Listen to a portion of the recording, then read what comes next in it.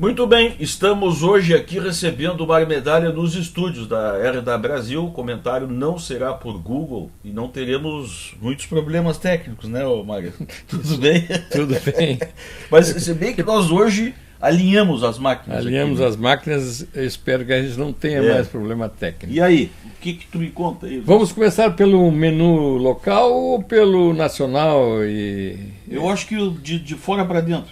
De fora para dentro? De fora nacional para o estadual. Tá bom, vamos lá. Vamos e lá. Aí? Como diria aquele nosso ex-colega de Jornal Estado, grande Marcílio Medeiros Filho, trivial variado, que era a coluna que ele tinha. Trivial variado. Trivial variado. Já ouviu falar. Vamos no trivial e variado. Aí, como é que estão? Ontem o Grêmio... Pois é, rapaz. Fez o que precisava. Na verdade, não houve muita surpresa ontem na rodada da Copa do Brasil, né? Que eram os jogos de volta, que agora tem a participação daqueles times que estavam na Libertadores, etc. E deu praticamente a lógica, né? O Grêmio ganhou do Santos, ganhou 2-0, fez o score que precisava. O Flamengo ganhou de 1-0 do Cruzeiro. O Goiás despachou o Fluminense, tinha perdido no Rio por 1-0, despachou, fez 2-0 em casa. Isso não foi surpreendente? Não pela fase do Fluminense. Não pela fase do Fluminense. O Fluminense está, depois que o Vanderlei Luxemburgo assumiu, nada diferente do que vinha fazendo o Abel. O Fred jogou ontem? Fred jogou. Com o Fred e tudo? Com o Fred e tudo. Mas o Fred também é de fase, né? Felizmente para nós, torcedores brasileiros... O Fred não é que nem o Baltazar, que era do meu tempo de repórter, que só fazia gol quando não precisava. Não. O Fred, como eu ia te dizer, o Fred, para nossa sorte como torcedor brasileiro, na época da Copa das Confederações, ele estava na fase em alta. Agora no Fluminense ele não tá jogando como. E o Fluminense está assim, ressentindo. Só para não fazer uma injustiça aqui, né? O Baltazar uma vez fez um gol que precisava. Foi no 1-0 contra o São Paulo, que deu o título brasileiro para o Grêmio, né? Em 81. Exato. Se eu não estou enganado, passe do catarinense Renato Sá. Renato Sá, isso mesmo. Gol do Baltazar lá fora. Né? No Morumbi. No Morumbi. No Morumbi. Mas do resto era tudo 4-0, 3-0, 5-0 e o Baltazar fazia os últimos gols. Já estava definido. Bom, mas vamos lá. Não, mas na rodada de ontem então foi isso. Acho que eu não esqueci. O Atlético Paranaense pode ser uma surpresa, mas também não dá para considerar assim, porque pela fase dele no Campeonato Brasileiro, embora a Copa do Brasil seja uma competição diferente. Esse negócio de mata-mata muda muito, né? Às vezes a característica do time se transforma numa Copa do Brasil, porque o Filipão é o campeoníssimo disso, né? Conseguiu ganhar uma Copa do Brasil com o Criciúma em 91. Mas enfim, agora a única observação que eu faço em relação a essa rodada, Marcelo, é que a gente até tinha conversado fora do ar, é que eu acho que esse critério a CBF tinha que fazer uma reavaliação. Esse negócio do gol fora ter peso maior, né? Ter peso 2. Eu falo isso em relação, por exemplo, ao Cruzeiro e Flamengo, né? O Flamengo ontem lotou o Maracanã, jogou e ganhou na força daquela torcida maravilhosa, né? A torcida do Flamengo é um negócio impressionante. Está revivendo os bons momentos do Maracanã. Você olhava para a arquibancada, ontem aquela arquibancada toda vermelha, né? É um espetáculo bonito de ver. Bonito de ver, e a torcida é inflamada. Então o Flamengo jogou essa partida de volta na força da torcida, porque o time do Flamengo, cá entre nós, é um timezinho para consumo interno, vamos dizer assim. E tinha perdido em Belo Horizonte por 2-1 para o Cruzeiro, e ontem fez 1-0, um gol quase no fim. Aí matou, né? Porque essa história do gol fora, tinha feito um gol em Belo Horizonte, ganhou de uma vitória simples, onde bastava para o Flamengo, desde que é evidente que o Cruzeiro também não fizesse gol. Então eu acho que nessa fase da Copa do Brasil, eu acho que isso aí já não devia valer. Eu acho meio injusto, porque você, num acidente de trabalho... Eu acho injusto o gol valendo mais fora. Fora. Eu acho que esse critério, nessa fase da Copa do Brasil, tem que ser reavaliado. Até porque, Marcelo, esse mando de campo não funciona pela campanha do time, mesmo porque esses times também estão entrando agora, alguns times, funciona no sorteio. Então você sorteia o mando de campo. Então, nesse caso, o Cruzeiro, digamos assim, pode ter sido prejudicado, né? Mas eu não entendi. Não é uma lá, outra cá? Sim, sorteio. Não, o sorteio do mando, né? Se fosse pelo critério técnico, quem tinha a melhor campanha decidia em casa. O segundo jogo, você está dizendo? Exatamente. Onde é o segundo? Exatamente. Sorteio o Tem mando. um lá, outro cá. Tem um lá, outro cá, mas sorteia e o Cruzeiro jogou a primeira em casa e decidiu no Maracanã. Como tomou um gol lá no fim do jogo, olha só o tamanho da influência que teve isso, né? Então em casa o Cruzeiro ganhou, mas eu acho que ou funcionar o saldo de gols, e aí no caso o saldo era 1, então ia decidir nos pênaltis, alguma coisa assim, mas eu acho que essa eliminação pura e simples por causa de um gol fora, eu acho que não é legal, não gosto nessa fase.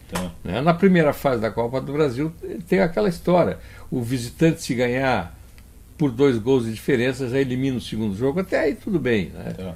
Mas enfim, acho que é uma competição bonita porque ela abrange o país inteiro.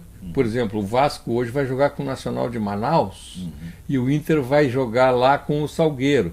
O Vasco já ganhou fora, ganhou lá em Manaus por 2-0, o Inter fez 3-0 em casa, em casa, se é que dá para dizer em casa, Novo Hamburgo, né? Tá feia, a coisa tá ruim. Tá fechado, né? Não, e jogar em Novo Hamburgo não tá muito legal. E, então o Inter ganhou em casa 3-0, fez um score. Então, você vê, é uma competição que abre para o país inteiro, o Salgueiro lá de Pernambuco, o Nacional lá de Manaus, entendeu? Mas, assim, nesse aspecto eu acho uma competição muito, muito interessante. Só que, como eu te falei, eu acho que tinha que rever alguns critérios para melhorar, no sentido de aperfeiçoar. Agora, a Copa do Brasil se consolidou mesmo com uma democratização do futebol brasileiro. Sim, exatamente, porque vários times, além de mostrar o futebol do país, ampliar esse leque, permitiu, por exemplo, que o Criciúma fosse campeão em 91, Botafogo de Ribeirão Preto, eu não vou me lembrar o ano, mas foi. Dá um upgrade. A gente sai, por exemplo, desse Campeonato Brasileiro por pontos corridos, que ali realmente é quem tem bala na agulha, né? Ali quem tem bala na agulha, que é um campeonato longo, um campeonato que começa... Ali é para cachorro grande. É briga de cachorro grande. E, aliás, é uma característica interessante desse Campeonato Brasileiro também, em relação ao que se canta pelo mundo inteiro, né, em termos de qualificação, por exemplo. Na Espanha, você tem 2, 3 times, e olhe lá, disputando título no campeonato. Hoje está limitado ao Barcelona e o Real Madrid. Sim. Na Alemanha também é o Bayern, o Borussia, enfim. Na Inglaterra também tem os times mais qualificados, o Manchester, o Chelsea. Agora aqui não, Marcelo. Aqui nós temos, bota aí seguramente 10 times. Bota os 2, vem subindo, bota os 2 do Rio Grande do Sul, bota no mínimo 1 do Paraná, para não dizer os 2, o Curitiba e o Atlético. São Paulo tem 4, 5 times. Os 2 de Minas. Os 2 de Minas, então é muita gente. Os 2 do Nordeste que sempre... mas eu digo, mas com capacidade, com chance de ganhar título, é isso aí. É uns 10 times, seguramente. E isso, claro, é um diferencial muito grande em relação ao que se faz no restante do país, né? Do mundo, aliás. Bom, eu não consegui assistir todo o jogo ontem. O Flamengo ganhou? Sim, o Flamengo ganhou de 1-0. Ganhou de 1-0. Tá. Isso é nesse gol feito quase no fim do jogo que garantiu. É verdade. Eu assisti, sim. O Jornal da Globo falou desse último gol aí. É que, sabe o que é, Marcelo? É aquela história que a gente vai falar. É jogo terça, quarta, quinta, sexta, sábado, domingo. Aliás, deixa eu te dizer uma coisa que esses dias aqui no controle remoto, com o Evandro aqui, eu critiquei. Eu queria que tu me dissesse alguma coisa, o que tu acha. Eu tenho uma bronca, rapaz, da nossa crônica esportiva. E aí eu falo dos editores, dos programadores, né, de esporte na televisão. Eu acho incrível que, por exemplo, esse jogo de ontem do Flamengo vai ser manchete nos telejornais de hoje à noite. Sim, seguramente. Né? 24 horas depois do jogo jogado. Mas seja, é uma exigência que, por exemplo, em rádio seria né? Impraticável. Em jornal, mesma coisa. Aqui, neste ambiente da internet aqui, falar do jogo de ontem de noite... Mas se bem que você for cair em alguns programas noturnos de rádio, esse jogo vai ser muito falado. Mas aí, tudo bem, mas aí é uma avaliação do jogo. Verdade, é claro, aqueles programas de aquelas mesas redondas, bate-papo, até bem, já projetando, entendeu? Avaliando. Mas o que me chama a atenção é que nos telejornais os caras fazem matéria do jogo, como se o jogo tivesse terminado há 3 horas atrás. Na verdade, já existe até uma pauta, né, claro, para o repórter que estiver lá no campo, olha, matéria para o jornal tal da noite, entendeu? E é verdade, isso aparece. E ninguém se rebela contra isso, cara.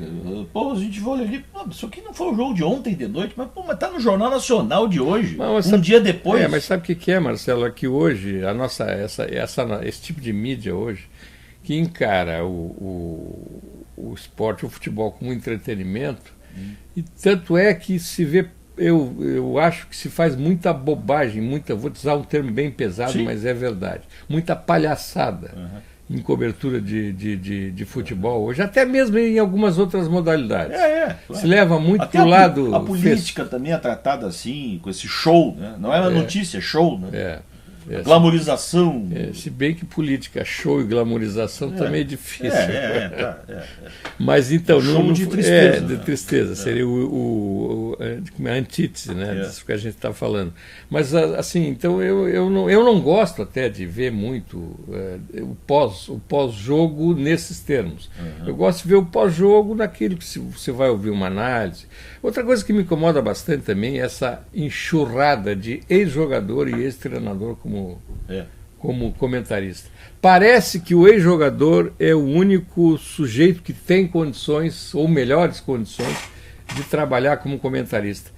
É evidente que tem um conhecimento mais específico, mas isso não dá. Sabe por quê, Marcelo? Alguns casos deram certo, mas isso aí foi levado agora como uma generalidade. Mas para mim o grande prejuízo nisso aí é a qualidade jornalística. Fica completamente abandonado, porque o sujeito ele está limitado, o olhar dele é aquele ali, entendeu? E para dizer que o time tal jogou no 4-5-1, 2-3, que hoje parece uma senha de banco ou de cartão de crédito, né? Esses esquemas que os caras ficam falando. Que vou te dizer mais, hein? Pode fazer uma enquete com um torcedor, esse arquibancada, se o cara está pouco interessante se o time vai jogar no 5-3-2-1. Mas isso muito por força desses comentários vazios. Exatamente. Que não ensinam, porque toda vez que a gente vê alguma coisa, a gente aprende, né? Mas como é um jogador de futebol que está comentando, normalmente, eu não quero generalizar, porque tem aqueles que comentam bem e tal, mas normalmente é um jogador de futebol que tem dificuldade de se expressar, por todas as razões, né? E ele só entende daquele métier de tocar a bola. Não, Marcelo, mas assim, tem até jogador que se expressa bem, mas sabe o que falta? Falta o olhar jornalístico. Em um jogo, não acontece só o jogo jogado, vamos dizer assim. Tem muita coisa ali, muita coisa acontecendo naquele espaço. O que eu acho é que deveriam tratar o jogador de futebol como tratam, por exemplo, o juiz de futebol, que é o sujeito entra para dar uma opinião sobre uma questão da arbitragem, né? Mas ele não é comentarista, ele não fica falando o tempo todo. O jogador é a mesma coisa. Ele devia falar do ponto de vista do jogador em alguns momentos, tudo bem. Agora, o jogo tinha que ter um comentarista. O Evandro, que me desculpa, mas eu entrei na seara dele, no controle remoto, mas já que o assunto está rolando aí, eu acho muito bom, eu gosto muito disso, de falar disso. O jogador de futebol, ou o árbitro, eu acho muito complicado virar comentarista. O árbitro vai se bater com uma questão ética muito séria. E aí o que vai acontecer? Ou também ele foi muito amigo dos caras, quando apitou, corporativo. Ou então ao contrário. Vai pisar em ovos. Vai pisar em ovos, o que eu tenho visto. É o que eu tenho visto, porque a arbitragem é um outro assunto também que rende um programa inteiro. E o jogador de futebol, Marcelo, por exemplo, vou te dar um exemplo, o Ronaldo Fenômeno, que para mim de fenômeno só teve a bola, porque o resto é uma tragédia. Foi parar na Globo para dizer um monte de bobagem. E com aquele gesso que a gente sabe que a Globo traz, né, pro profissional. seja ele narrador, comentarista, ou de arbitragem, seja lá o que for, entendeu? O cara, então, eu não gosto disso e evito até ver. Tem muita gente boa fazendo comentário, mas esses caras, às vezes... Os comentaristas de ofício, e aqui eu vou citar alguns, né, que foram craques, né? Mas enfim, por que não podia ter outros? O Rui Carlos Osterman, o João Saldanha, o Juca Kfouri, o Juca não gosta de comentar jogo. O Roberto Prado, como é o nome dele? O Maurício, que foi demitido. Sim, está na Fox agora. Maurício, tem coluna no Globo. Maurício Prado, que é um belo de um comentarista. Mas não gosta, também. Não comenta jogo.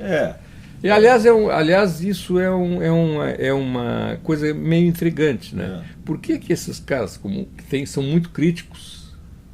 Mas eu acho que eu vou saber te responder. Por uma questão que tu falou agora há pouquinho, por causa do engessamento das transmissões. Sim. Pois mas é uma pergunta que fica aí para esse pessoal quando responder. O sujeito bota os fones para fazer um negócio em televisão, em rádio também, vem aquele maldito ponto eletrônico que está conectado com a produção e muitas vezes com a direção da empresa. E aí vem aquele, não fala disso, fala daquilo, agora fala, agora não fala. Eu já tive essa experiência de diretor me dizendo, fica quieto, não diz nada, não fala sobre esse assunto. Eu já tive essa. Eu vou sem como é que sem. Olha, foi em esporte, hein? Coisa que não é o meu métier. Sem dar nome aos bois, sem contar no santo, mas uma vez eu estava num programa desse e aí no intervalo, aí o âncora me disse assim, olha, cuidado agora com esse assunto próximo nós vamos falar, porque é produto da casa, não sei o quê. Pois é. Entendeu? E do ponto de vista da credibilidade, isso é uma burrice, né? Porque se o sujeito está falando, vamos dizer, mal de um produto da casa, para quem está vendo isso dá credibilidade para a empresa. Porque existe uma grande confusão entre imparcialidade e isenção. São coisas, para mim, diferentes. Entendeu? Tu não és um cara imparcial, é muito difícil. Você será não que alguém é? Alguém consegue ser imparcial? Que eu vou chegar. Existe. É aí que eu vou chegar. A imparcialidade, você tem um partido político, você tem uma religião, você torce por um clube, sei lá. Claro. Agora, você tem que ter isenção na hora de fazer a tua análise. Em qualquer momento. Em qualquer momento. Eu aqui no Selfie com o Mário Xavier, a gente fala muito de energias e tal, né? O Mário Xavier é um espiritualista, é um budista.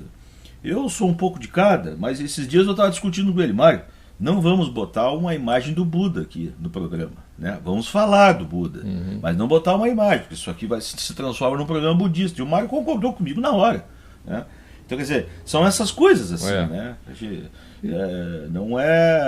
Não se está... Todo mundo tem uma posição, mas isso não quer dizer que essa seja a tua posição imposta em qualquer coisa. E tem a questão também, além disso, tem a questão também do nível, né? A capacidade de transmitir a informação, de fazer a análise. E hoje, infelizmente, a gente sabe até por quê, as empresas hoje estão preferindo os jovens, não é? De um modo geral. E eu não estou fazendo crítica aos jovens, porque eu também fui jovem, também fui fazendo o contrário. Tu está reclamando da ausência dos mais experientes. Exatamente. Quase total. Né? Quase total. E eu tô dizendo isso, porque eu também já fui jovem, já fui foca, enfim. Mas só que eu, como foca, como jovem, como iniciante... Tu trabalhaste com... Eu convivia, no meu entorno estavam grandes profissionais. Exatamente. Entendeu? Então, eu estava ali aprendendo. Exatamente. E hoje não é bem assim. Mas sempre quando eu falo isso, eu falo muito isso, eu sempre faço a devida justiça, né? Eu respeito muito isso, a Bandeirantes, que mantém o Boris Casoy no ar. Ontem o Casoy fez 25 anos de televisão, mais de 40 de jornalismo, né? E Boris Casoy, o próprio Boechat, né? Sim. Que é um cara já da velha guarda, e outros tantos, né? isso para fazer justiça para televisões que dão importância para isso, né? Que mantém um sujeito da terceira idade, Boris Casoy, apresentando o Jornal da Noite, às 2 da manhã. 2 da manhã. Né? Não, e na Europa, Estados Unidos, é muito difícil tu não ver um cabelo, falando em televisão, tu não ver um cabelo grisalho. E é imprescindível a presença dessas figuras numa redação. A experiência eu acho fundamental. Mas isso vale para o esporte, que nós estamos aqui falando. Tu não vai mandar um sujeito de 60, eu e tu, nós puxar fio num campo de futebol. Não, claro que aliás, não. Nem puxa mais fio, se bem que nós temos bons repórteres hoje no rádio esportivo que são da antiga. Eu não estou defendendo isso, especificamente isso que o cara tem que ser mais velho. Não, é que a bagagem ajuda bastante, né, Marcelo? Bom, esses dias eu ouvi falar do Bonner, já estão achando o Bonner velho no Jornal Nacional. Porque o cabelo dele está ficando grisalho. Pelo amor de Deus, né? Bom, vamos chegar agora aqui para o Estado. Pois aqui no Estado a situação está interessante. Vamos falar de Campeonato Brasileiro, ainda. Tem o Joinville agora, que depois contratou esse Ricardo Brutski, que é o ex-treinador do Atlético Paranaense.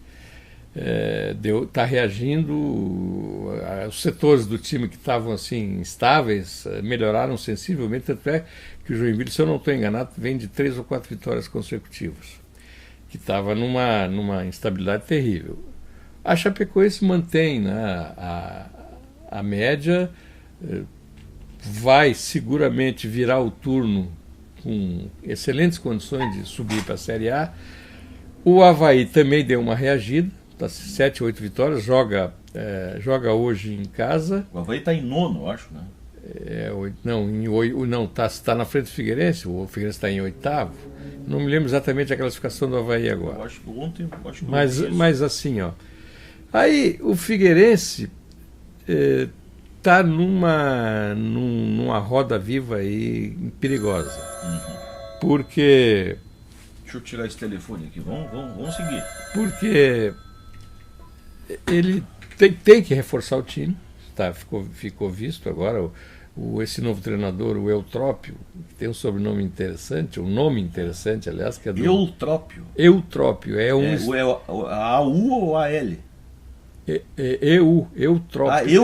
Eutrópio, é o nome do historiador romano do século IV, enfim, por aí. Então, ganhou o primeiro jogo em casa, mas ganhou num time fraco do Oeste, 3-0, foi um jogo fácil. Agora foi jogar lá em Arapiraca, se deu mal, tomou um banho de bola. Jogou jogou muito mal. E está visto que o problema não é só. O Adilson era um dos problemas, agora não adianta treinador novo com esse time que tem aí. E eles estão trazendo o Trio Ferrugem agora. Trio Ferrugem? Trio Ferrugem, porque os caras, um deles não joga quase um ano. Tá. O outro não joga. Tem que comprar o óleo desengripante. E o outro também não joga não sei quanto tempo, fez os últimos. Essa temporada ele jogou 2 partidas. Um é o Zé Roberto, o outro é o Rivaldo e o outro, que é um lateral, que é o mais novinho, que é o Gustavo, que está mais em atividade. Então, eu sinceramente, Marcelo, eu não entendo, digamos assim, a cabeça de um dirigente que traz esses jogadores num momento crítico como esse.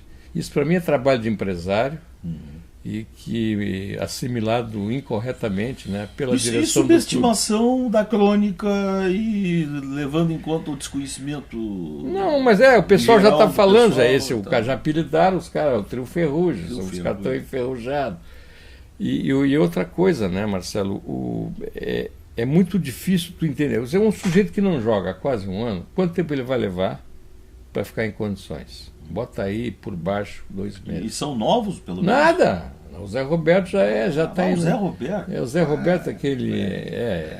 E são jogadores também que têm digamos assim, um passado extracampo meio nebuloso. É mais complicado ainda. Entendeu? É mais complicado ainda. Encrenqueiro, ainda tem o seu. Eu vou ficar em hábitos não muito saudáveis, vamos dizer assim, para não entrar em mais detalhes. Certo. E nós temos um exemplo classe A nisso aí, que é o Ronaldinho Gaúcho. O Ronaldinho Gaúcho, enquanto estava no Rio de Janeiro, era um problema. Era um problema. E isso não sou eu que estou dizendo. O problema não era o Ronaldinho, o problema era as boates. As ofertas. Né? As ofertas. A demanda era muito grande. A demanda é muito grande. Muito grande. Eu fui para Minas Gerais, acho que eu andou fazendo umas visitas lá, aquelas cidades do circuito religioso. Espirituais. Deve ter andado por Ouro Preto, entendeu? Deve ter dito para ele, calma, relaxa, calma. Enfim, menos. Voltando para os assuntos domésticos, então voltando para a Ferrugem. Para a Ferrugem, o assunto é esse, né? Então, acho complicado isso. Não sei como é que o Figueirense vai encaminhar isso. Eu estou muito intrigado com isso. E aí, Marcelo, isso me traz a uma outra crítica, que é o seguinte: os nossos clubes, bem ou mal, correta ou incorretamente, investem muito nas divisões de base. Isso é um investimento caro. E é um investimento inteligente, né? Sim, deveria ser, pelo menos, deveria ser. Por quê? Porque você vai ver os clubes, os jogadores de base são relegados a segundo plano. Eles preferem trazer esses jogadores caros, aposentando-os, não é? De resultado muito duvidoso. Isso vale para o Avaí e para o Figueirense. Tá? O Avaí também tinha mandado embora mais de uma vez o Rodrigo Thyssen, que era um jogador da base, e que está aí dando resultado agora, é um dos titulares do time, sem dúvida. Mas aí tem uma série de componentes aí, que eu já falei, um deles, o empresário, aí tem o treinador, que... Mas alguém vai dizer, mas agora mesmo tu estava dizendo que não podia botar os velhos aí, que estavam reclamando, não botavam os velhos. Agora nós estamos botando os velhos, os experientes. Não, mas aí tem uma coisa. Mas é que tem que mesclar, né? Eu vou te dar um exemplo externo, então. O Paulo Baier era um jogador que eu queria ter no meu time. Ontem na televisão fizeram uma ironia. O Paulo Baier com 70 anos. Mas é um jogador preciosíssimo para qualquer time, entendeu? Mas mas é um cara que, assim, nunca ficou sem jogar por causa de lesão ou qualquer outra coisa, há tanto tempo como ficam esse. Isso não acontece por acaso, Marcelo. O sujeito que tem um histórico muito grande de lesão tem algum problema. Ou orgânico, ou... E a gente conhece dezenas de exemplos de jogadores que chegaram em fim de carreira em clubes e fizeram grande carreira ainda, né? O Grêmio tem o Zé Roberto com quase 40 anos. Eu me lembro das antigas, o Ladinho, o Oberdan. Claro, era o Gilmar, que faleceu agora. Eram outros tempos também, né, Marcelo? Que era difícil o jogador se machucar tanto como se machuca hoje. E é gozado, porque naquele tempo os gramados não eram esses tapetes de hoje. Né? Mas para te enfiar o pé num buraco antigamente era... As chuteiras, o material esportivo. Você jogar com uma chuteira dura, a bola pesava. Mas é que hoje se trabalha mais na estica com o atleta, né? Também, corre mais. Também. Né? E aí é outra dúvida que eu tenho, que é a questão da preparação física. Se ela não é, digamos assim, fora do tempo, fora do que deveria ser exigido de um jogador, porque mesmo, né? O jogador organicamente, né? ele viaja o país inteiro, ele sai de um avião e vai praticamente para o campo, né? Isso aí tudo tem influência. Eu me lembro na época, tu vai te lembrar disso, era criticado o professor Gilberto Tinto, se lembra, né? Me lembro, eu tenho um amigo médico em Porto Alegre que trabalhou com o Gilberto Tinto. Ficava pesado. Até uma situação gozada, porque esse meu amigo era ginecologista. Aí viviam enchendo o saco dele. Vem cá, como é que tu, ginecologista, como é que tu vai trabalhar com medicina esportiva? Como é que vai trabalhar com jogador de futebol? Ele fez um curso de especialização, só isso. O Saúl Bertchevski, que era médico do Grêmio, era pediatra. Pois é. Então, essa questão da preparação física hoje é muito, assim, eu não sei. É que a gente não ouve, né? Parece que a gente é desinformado. Não é. É que, por exemplo, você não vê treinador se reunir, que é a classe mais desunida que eu conheço nesse mundo do futebol, é do treinador. Eles, pelo contrário, eles não se reúnem e tiram emprego um do outro. A ética aí não passa bem longe. Ligam na metade do contrato. A ética aí passa bem longe. Enfim, então eu acho que tudo isso tem influência, né? Porque o conhecimento, né? O conhecimento é fundamental. Nós temos exemplo de 2 treinadores que foram para a Europa e se deram mal. o Vanderlei Luxemburgo, que foi para a Espanha e deu com os burros na água. Foi pro Real Madrid. E o Felipão, que foi pro Chelsea, também deu com os burros na água. Entendeu? Então tem alguma coisa aí que não funciona. Mas bem que bem. o Filipão na Copa, a seleção de Portugal foi relativamente. Tudo bem, mas aí tu vai falar a mesma língua, entendeu? Tu vai. Aí é diferente. Mas o cara que daqui a pouco tem que desempenhar bem. O cara tem que ser quase poliglota. Em clube, né? Em clube é outra coisa. Lá, esses times são seleções. Então tem espanhol, tem inglês, tem africano, enfim. Ô, Medalha, estamos falando há mais de meia hora, rapaz. Vamos dividir isso em dois, então. Não, meia hora. Mas tu é que bom, sabe? né? Não, tu é que sabe, você manda. Mantivemos o Batendo Forte, porque falamos de coisas boas aqui. Eu gosto, se for falar, digamos assim, perfumaria, tu convida... Não me chama. Não me chama. Convida um colunista social aí, entendeu? Mas é isso, né? Aqui o troço é diferente. Nós vamos ficar por aqui. Fiquem ligados a todo dia um comentário e um papo diferente aqui com o Mário Medalha neste programa aqui, o Batendo Forte. É uma novidade da RW Brasil que vai se consolidando, fazendo parte da grade de programação da gente aqui. Até a próxima!